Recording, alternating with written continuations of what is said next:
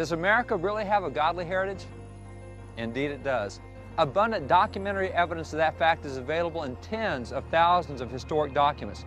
In fact, the history in and around just this one building clearly demonstrates America's godly heritage. This is Independence Hall in Philadelphia, the birthplace of American liberty and the cradle of American constitutional government. It was here on July the 2nd, 1776, that our founding fathers in the Continental Congress approved a complete separation from Great Britain.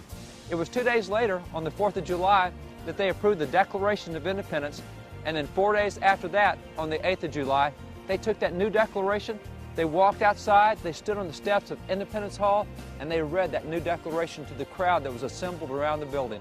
This is Carpenter's Hall. This is the building in which the very first American Congress met, even 2 years before they declared independence.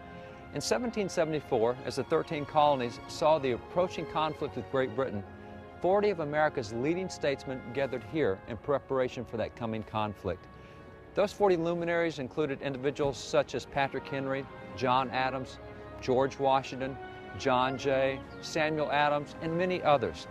Now, most of those 40 had never met each other before they gathered here, so when they assembled here for the first time, what'd they do?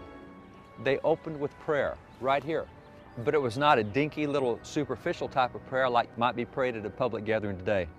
No, it was a profound time of prayer. It was led by the Reverend Jacob Duché, a nearby minister from local Christ Church just a couple blocks away.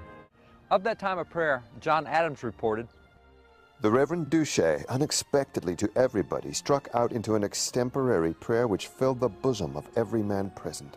I must confess I never heard a better prayer, with such fervor, such ardor, such earnestness and pathos, and in language so elegant and sublime for America and for the Congress. It has had an excellent effect upon everybody here." Silas Deane, who became a famous American diplomat, was also a member of that first Congress, and he said that it was, quote, "A prayer worth riding 100 miles to hear." That is, it was worth spending 3 days on horseback to arrive in time for that prayer. So profound was the prayer that Deane reported, quote, "Even Quakers shed tears." In addition to the momentous time of prayer that morning, Congress also read from 4 chapters in the Bible. One of those chapters, Psalm 35, had particularly impacted the group. As John Adams reported to his wife Abigail, "I never saw a greater effect upon an audience.